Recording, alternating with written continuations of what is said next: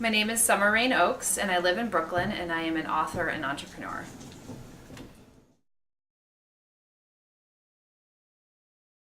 It's a great question. I grew up really loving art, but all of my art was really inspired by nature. So I think the nature at the end of the day really won over because you tend to look at what you're truly passionate about and you're like, well, I'm passionate about art. Well, why? Then and it's like, well, what's my art inspired by? Well, nature. And why, like, is nature. And nature really felt like the foundation for me. And when I was about 9 years old, I got really interested in Native American culture and kind of digging back into kind of my roots as well, like historically in my family. And knowing that was part of my roots, like, made me, I think, more in tune with, a people who had, and have been much more, present to the earth than probably typical Westerners are these days. So so those were things that like really kind of interested me from that point. And then, so I felt like going into a career of environmental science and eventually, entomology, and just kind of tying that together with a lot of the work that I do today, which I feel is probably also ties in the creativity as well. So it comes back. It's just that I'm not doing like visual arts, so to speak, as like a sculptor or as a painter.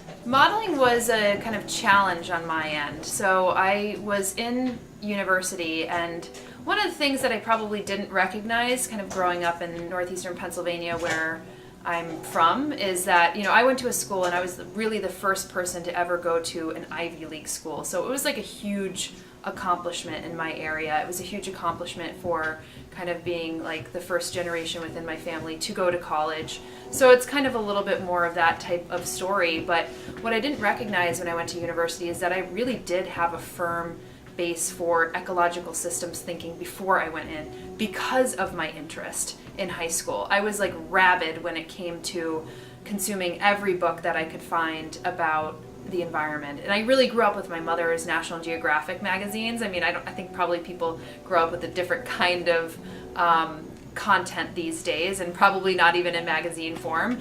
So, but that was something really marvelous because, she didn't get current versions of National Geographic. She had some really old school versions, from the 70s and 80s. And so that was, that really influenced me as a child. And by the time I got to university, a lot of my professors, I think, probably recognized something in me. Maybe I wasn't the sharpest student, but I was definitely one of the most passionate. And, I was the type of person who would take the fern home after the end of the biology, exam, or the leech for that matter. I mean, I had a leech, in my refrigerator for some time, and my then roommate was like, "What is this?" It's like you could feed it some meat. So yeah, you take the experiments home with you, and I think that they probably recognize, okay, this kid is definitely has some passion, has some knowledge. And so, with that, it freed me up some time because my advisor recognized it in me, and she allowed me to skip some of the courses that she already felt that I was very advanced in. And so it gave me some free time to kind of think about, how can I affect a greater change with the stuff that I know? And it benefited me because a lot of my roommates in college were not, they didn't think like me. They were communications majors, they were engineers. They didn't really get what I did, and I immediately assumed that, well, it's them, they don't understand. But that was really haughty of me because I recognized, and that was my aha moment where I said, oh, it's not them, it's actually me. If I can't communicate to my best friends, like why I do what I do, then I am a poor communicator. So that's really where my cogs started to turn about, like, well, what is it that influences them? It's the music that we hear, it's comedy, it's the, fashion, it's pop culture, things that kind of connect us across cultures. And so that's where I started to think about, like, oh, fashion kind of ties in this kind of idea of design and innovation and art to a certain extent with this idea of sustainability, environmental issues, which wasn't really happening during that time. It was very nascent, and this was like circa 2002, 3, 4, where I'm, thinking about this and doing things in the area. But there were enough people who were doing it that made me think like, oh, okay, this is something that I could probably, foster, particularly while I was in university, which is a good time to experiment. So really fashion for me was a kind of folly in a way of like thinking about like, how can I affect more change in the industry that I'm in by going out into another industry and seeing if other people will understand what I'm talking about. And so that connection point of, the clothes that we wear, the food that we eat, that's become a major theme in my life, because it's about finding that what connects us as opposed to that which differentiates us. So it's really a meeting people where they're at.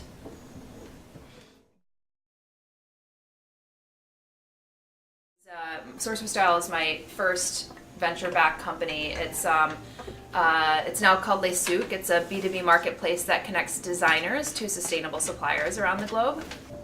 And that really was born out of my, then actually 5-6 years already working in sustainable fashion.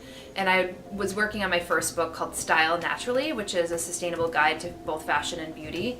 And I was talking to designers, and they were like, well, we just want to design better, but we're not like scientists. We don't know what is the better, sourcing option. And anecdotally, I was getting a lot of designers saying, sourcing is the hardest thing that we do.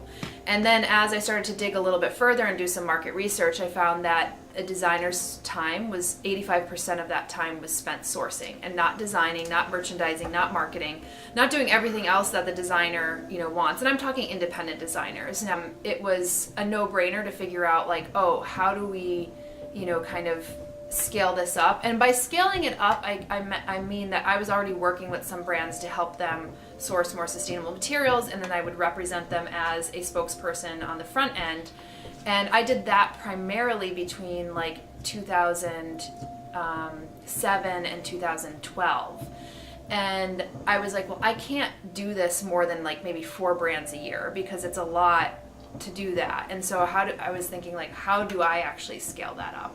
So after writing the book, after, working with a lot of these brands, I was like, well, can, Source for Style actually be a company? And I approached one of my friends, Benita, who now runs the company, and we were able to raise like a round of capital during a time when only 8% of women were getting venture-backed funding. That was a slog, to actually go and do that, especially for sourcing, which is relatively, and I'm going to say this like liberally, it's a very unsexy category. Like trying to source materials and trying to describe that to a primarily male venture capital audience is like, well, you can't even get to your 10-minute pitch when people don't even understand like how things are sourced. And that just was also a byproduct of the fact that we're so far away from where our things come from, whether it's the food that we eat, whether it's the clothes that we wear. All that manufacturing has largely left our shores, which means that it's a little bit more hidden to us. Yeah, Style Naturally, which is like, it was a guide to sustainable fashion and beauty. It really was not the first book that I thought I would write in any kind of stretch of my imagination. It came to be because it was the time and the place to do it. And at that time, there was a couple style guides that had come out, but they were very like black and white. They weren't very colorful. Like they didn't have full color. It was, and a lot of folks still at that time were thinking like, oh, ethical fashion or eco fashion was very like hemp sacks and burlap sandals. They still had that appeal. And so I wanted to create a style guide, which is not really style guides are not like a popular selling genre of book that I know now compared to when I was in it at the time.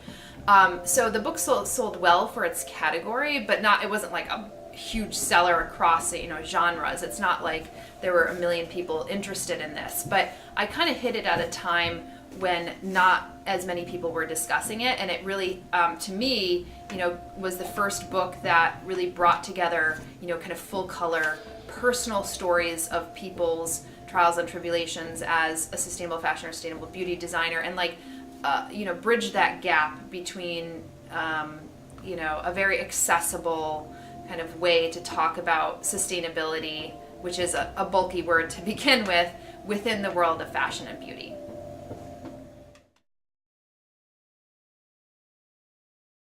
So I had really started to, venture into the industry. By the time I started writing my book, it was 2007.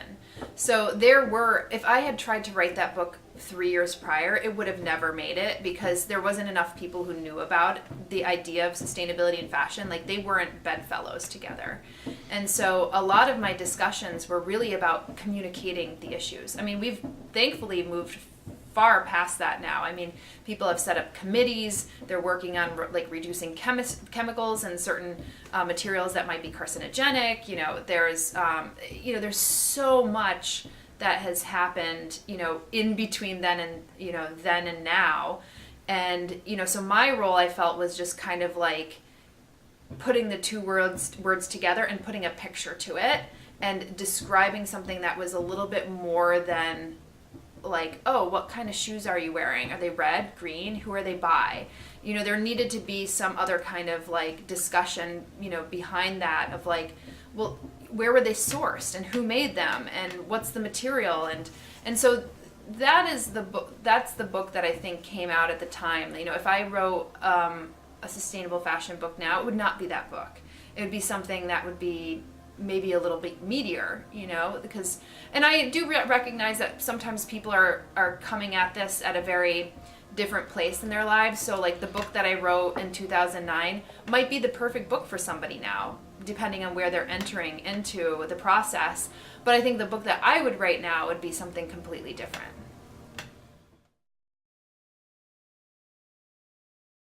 So I think that the book that I would have written if I started writing it now would be a bit more of like a global perspective, and probably trend predicting, and tying together a little bit more like stories as it relates to economics, as well as environmental costs, and trying to create a potential future trajectory for where I think that we need to go, and looking at models that might be small business models now, but how we can adopt them to become a better industry. So maybe like a little bit of a roadmap, but like with with some kind of visionary, inspirational perspective, but that's based in reality. I was at an event yesterday that Ariana Huffington was speaking at, and she said, I know a lot of friends who are victims of their own success, meaning they never get outside and challenge themselves or go and do what they probably really want to do, because they're just successful at what they do. And I'm not saying that I would have been like the successful person in sustainable fashion, but I really wanted something different. And even as I left, Source for Style, which is now called Les Souk, I knew that that wasn't the thing that I wanted to do for the rest of my life.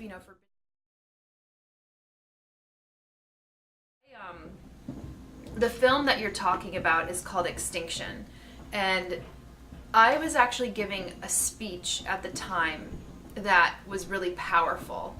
How do I get people to understand the scope of the environmental degradation that is happening, but also give them hope? To show how environmental disaster was happening on the course of my life, so from birth to death. And that was really powerful, because it gave people a time scale on my own time scale. And I was like, at the time was shooting with Discovery, and one of the cinematographers that I was shooting with was named Clayton Haskell, and I told him about it, and he's like, yeah, let's do it. So we literally started to work on this film, and Clay was definitely my creative counterpart. And so what happened during that time is, I allocated a certain amount of budget to film this film, but what happened is the day that I started shooting the film, I got a call from my scholarship coordinator at Cornell, and she shared with me that like my mentor, Tom Eisner, who I was very close to, had passed. And I knew he was kind of on his way out. He was suffering from Parkinson's, and he was like, you know, I'd never felt real loss in my life until that point. Like, I had lost family members and things like that, but they, you know, sometimes your family is not as close to you as like a mentor, somebody who like intellectually gets you, or, you know, really kind of fostered your passion. And for me, Tom was that person. And it was the first time in my life that I actually felt real loss and real grief. And I had never dealt with those emotions before in my whole life. You know, because the person in that person is so amazing that you can't imagine that somebody so big in your life and to the world all of a sudden is gone. And I kind of went through like so many different emotions over the course of that, and it was clear to me that at the point that I was shooting this video, it felt very symbolic, that I was like, this is going to be devoted to Tom. And you know, extinction, the loss of life, you know, it was like the loss of my mentor, and it's like a film of great quality. It's a lot, you know, it means a lot to me, and I'm happy to have done it because it was such an homage to my mentor, Tom. So the Above Magazine's B video shoot that I did was actually a little bit more of an idea that kind of stemmed from me, because colony collapse disorder was happening, and we were talking about if we could do a B shoot. And the idea for the B shoot actually was like, oh, we'll have 100 and then 10 and then, you know, 1 and then none, to kind of like convey this thing. Really, I was the only person who was going to do it, because he's like, who else is crazy enough? Like, we'd never be able to get any other model to go and like slather herself in bees. The funny thing is, we just couldn't control the bees. Like, you know, we wanted to have this idea of like, you know, 1,000 on you, 100, you know, 10, 1, none. But it just didn't work that way. It was such a, you know, kind of intimate and emotive experience that I was going through in order to be able to convey something that I thought was like really important, you know, not only at the time, but even still to this day. My friend was doing some work in sustainable food systems, and I was like, okay, sustainable fashion, sustainable food, they're kind of related to a certain extent, but, you know, nary do those two meet. You know, I thought I'd see more people in the same sphere, because sustainability food, sustainable fashion, so connected, but still it's its own industry. And I always have like side projects going on, and sometimes they're just like personal projects of like things that I'm working on myself, for myself. And Sugar Detox Me really was that. It started from a very personal place. So as I was kind of helping with this new project, which was getting more farm to fridge groceries into people's homes in the city, so making these upstate, downstate kind of connections, I was like, oh, this is cool. Like they started to, you know, bring like local organic food in for lunch, and I started to think about, like, I guess I started to look a little bit more closely into what I was eating. And I always considered myself a healthy eater, but there was one thing that really separated me from being extremely healthy, and that was like my sugar tooth. And I would just have candy almost like every day. It was as if like I grew up with it, like a lollipop in my mouth or something. And I guess also growing up in northeastern Pennsylvania, sometimes it was like the most ridiculous candy that I would eat, like, I don't know, like circus peanuts and stuff like that, like weird. As I was kind of, you know, focusing more on food, I wasn't doing my, you know, fashion book that I was writing. I was like, okay, I now have this time on the sides of my life that I could concentrate on something else. So doing a sugar cleanse was something that was really appealing to me. So I came up with these 10 steps, and like, you know, part of the steps are, you know, a good example is like I wanted to actually do a blog where I could just keep myself honest, because I'm terrible at keeping journals. I really am. But I felt like if I kind of put things out in public, I don't know who would read it, but like at least it keeps me a little bit honest in case I didn't have like another person like looking over me. And so that became like part of like the steps, is to sharing what you do and keeping yourself honest that way. And maybe that wouldn't be a step for somebody else, but for me it felt right. So I put these kind of steps together, and I started to write about these things on sugardetox.me, and then people started to write in. Like, I all of a sudden had a little bit of an audience, and people were like, "Oh, how did you feel on day 4? Like, you wrote about what you ate, but how did you actually feel? Did you go through withdrawal symptoms, this and that?" And the other thing I should note is that I was really psychologically prepared for this, thing that I was doing. So for 6 months, I was like, I'm going to do this, and I'm excited for it. So it wasn't something that I just thrust myself into, and that's another important note, because I think some people get to the New Year's and they're like, okay, I'm just going to do it, which might work for them, but it wouldn't have worked for me.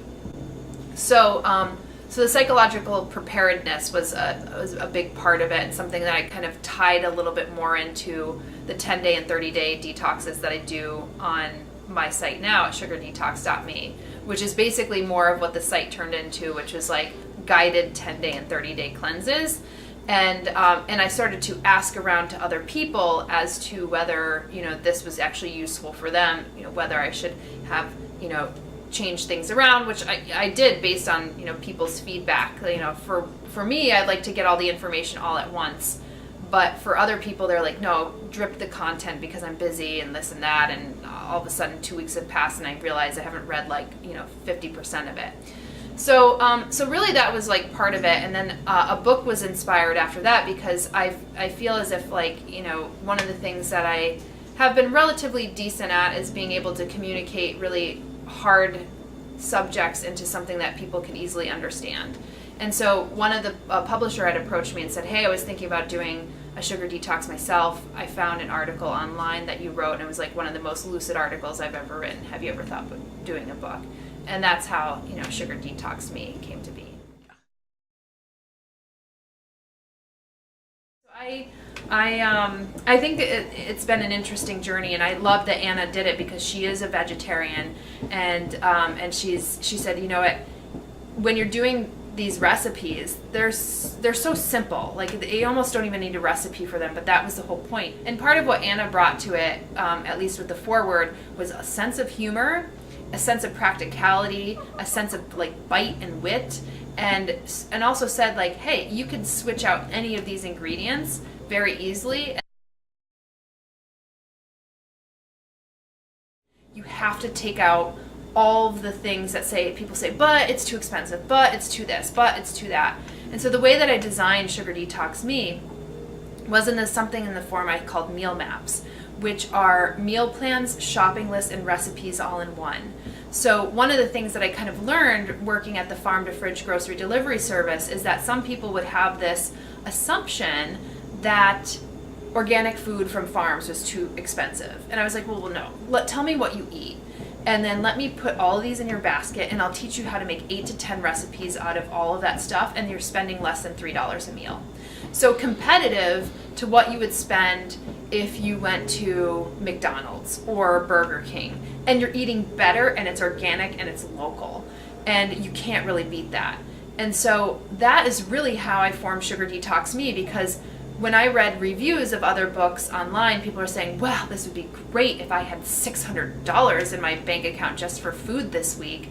Or, I can't even get that ingredient. So my idea was, why not create it out of really simple ingredients, which is really how I cook. And because very rarely will somebody have that precious recipe that they're making that has 40 ingredients and that takes 2.5 hours to make. No, you might make that on the holiday, but you're not going to make that on an everyday excursion. And you could switch out anything that you're allergic to or that you don't like, or yada, yada, yada. So for me, it's just a way more sensible way of actually cooking. And I don't know why more recipe books don't do that.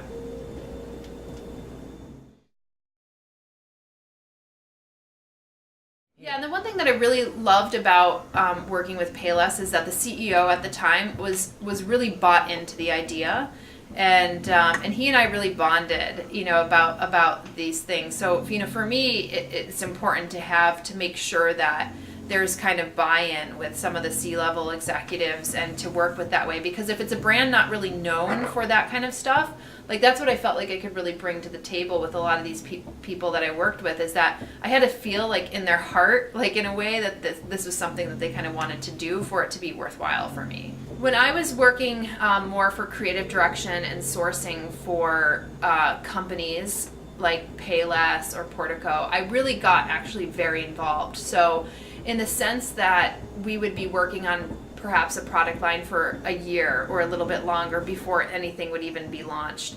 And that was part of like having say in the communications of it, understanding where the brand was coming from. So for instance, with Payless, for instance, you know, we had this challenge where Payless shoes have to be within a certain price.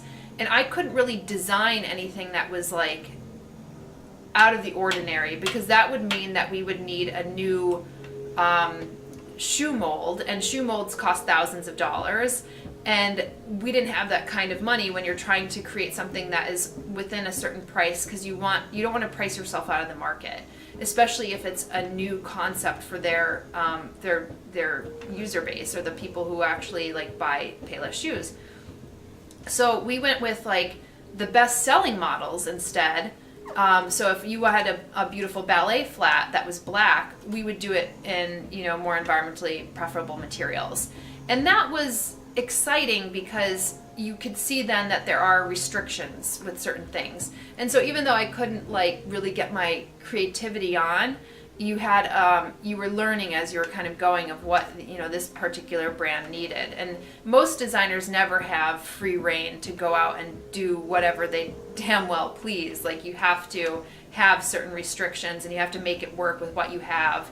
And I learned a lot of that as I kind of went, and I was really grateful that the people that I've met and that I even work with still to this day oftentimes view me as a co-collaborator. So, you know, I try to respect them as much as they could, you know, respect me. And I feel like that's how people have to trust you. If you say that this is the way that you'd communicate something, then, you know, trust me that that's probably the best way to communicate, because that's what feels right to me in my gut, especially if I'm the person who's actually communicating it. Or, you know, if this is a shoe that I like, and, you know, and that you know, maybe we don't know if it'll sell, but maybe we just do one of those, and then the rest we'll do like the ones that we think will be like kind of best sellers. So I mean, there's a lot that I've kind of like learned, you know, throughout that process of, you know, working with brands like that, that I'm like really grateful for. Kippy came into my life about 8 months ago, and she was probably born around Easter. And what happens here in New York is that, you know, occasionally parents will get the idea in their head that they think it'll be cool if their kid gets a little small chick or bunny. And when that novelty wears off at around Easter, they're like, okay, we could let them go in the wild. And that is just not the right way to kind of deal with these things, or a reason to get a chicken, so in the first place. So I just happened to be going up to Wild Bird Fund because there was a wild bird, an oven bird, that got caught in an inhumane rat trap within the community garden that I'm a part of. And I took that bird up. And when I was sitting there looking for the prognosis of the oven bird, this little bird, when she was much smaller than this that I, you know, had her in, she jumped on my shoe, then she jumped onto my lap, and I was like, oh my God, it's the cutest little fluff ball I've ever seen.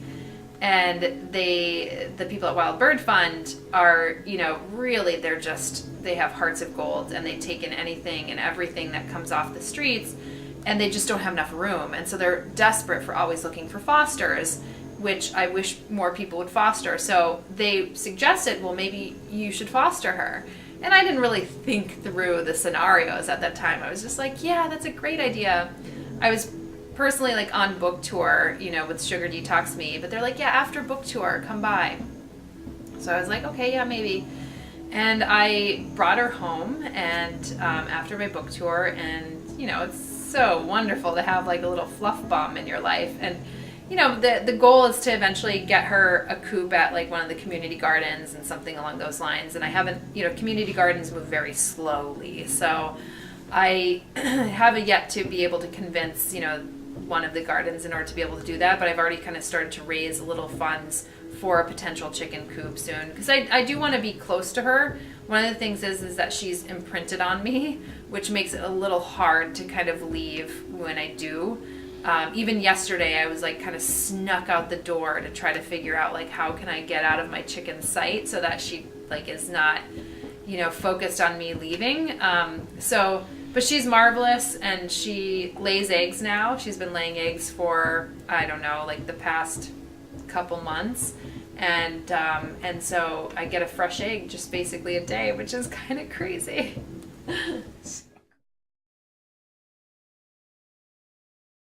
I got my first plant probably 7 or 8 years ago now, and it was partially because my roommate moved out and the place was very cavernous, and I wanted something that would really warm it up.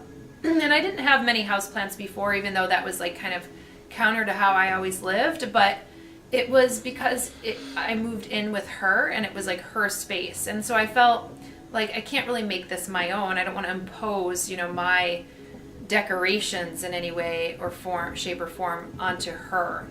So when she moved back to Brazil, I was like, okay, this is my space now, but it felt very isolating and very lonely and very cold.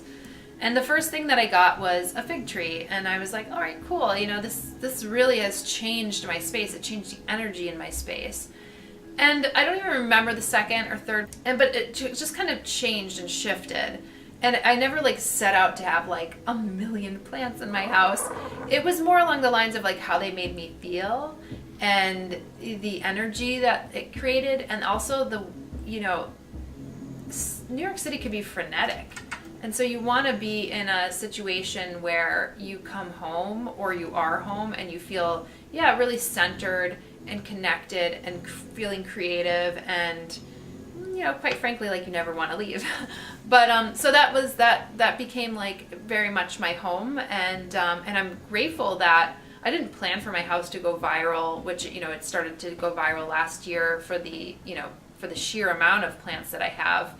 But now I'm kind of using it as an opportunity to connect people back to nature. So that's part of how I launched homesteadbrooklyn.com and my Instagram at homesteadbrooklyn and my Plant One On Me YouTube series and things like that, is just using it as an opportunity to connect people, not only know how to get gardening skills, but as I continue to move forward, hopefully connect them to the greater whole, because that's my MO. That's like my whole reason for being, is really connecting people back to nature. That's why I got in fashion in for the first place. The food is a great way to connect with people. And so my goal is, it almost doesn't matter, what kind of industry I'm in, but if there's an opportunity that comes that allows me to connect people to this greater earth that we kind of live on, then that to me is like more of how I want to live my life. And the plant thing is so close to home because it is my home.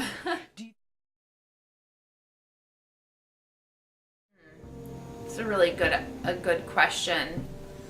I could say that one hack that I want to be able to do is streamline a little bit more, especially working from home right now at this stage. Is like I kind of could get swept up into like email and stuff along those lines, and all of a sudden realize I never got up from my computer. Having a hen actually helps with that, because I'm like, oh, I have to take her out. But you can kind of get sucked into just answering ridiculous emails over and over again. You realize you haven't gotten any quality work done. So one of the things that I'd like to be able to do, and I think sometimes in order for me to do this, I have to kind of like step back and reorganize my entire life, and make a pact with myself. And that can take like actually a long while. It's like reconfiguring your hard drive. It's not going to be done overnight. You have to like reorganize your folders, and you're like, why is all this crap on my desktop? It's amazing how much that kind of clutters your mind. So I have like a couple things that I'm starting to employ, but it really needs to be done more systemically, and I need to make time for that. The other thing I think that's really been really helpful for me is just having a routine, and this is something that I've had for a little while. It's like, especially now, it has changed up with the hen, but like she's just become part of my routine. So having good sleep, waking up early, going for a workout, taking the hen out, and then making myself tea and a breakfast is like a perfect way for me to start my day, no matter what day it is. And that's kind of an important thing, I think, to have, is to have like this daily routine that you just kind of like look forward to. So those are things that I think I have to be, aware of, and I think the routine actually helps. So I don't know if it's considered a hack, but for me, it's probably a little bit like a hack. One, giving yourself space and time for reflection. I've been feeling that I do that now a little bit more with my writing as well, because I bring a lot of, kind of me through my writings. And part of it is like a cathartic experience for you to be introspective and retrospective. And that doesn't always happen in like a tweet or Instagram or the ways that we kind of communicate now. So I think it's important for me to kind of like sit and write. And I think that we need to do more of that. I think another thing to do is to stop and ask yourself, every 3 or 6 months, like, is this the thing that I want to be doing? Like, is this the thing that's getting me on my path? Like, how do I project myself forward? And is this like fulfilling me? So just being honest with yourself along those lines. I think having a routine is another great kind of rule to live by, is that, some of us might like this shift and the change, but there's a part of our brain that I think like wants the routine. It's part of the reason why our brain just like shuts off a little bit, and giving yourself that amount. But also to that, right, going out and challenging yourself by hanging out with people that might not look or act or think like you, and have a different worldview, because it kind of like shifts and challenges you along those lines. Going to a happy space, so whatever makes you happy, whether it's like going for a hike or being home, and also just being like a rule to live by, I think, is for this, just being like authentic to who you are and genuine, and understand that what makes you unique is not something that you should shun or hide because someone tells you that you have to be a certain way. Even with my agency and like growing up in like part of the fashion world, like a lot of them are like, no, you have to be this, you have to be that. At the end of the day, like, you're going to be a terrible version of yourself if you're trying to be something that you're not. Like, be the person who you are, and like really own that.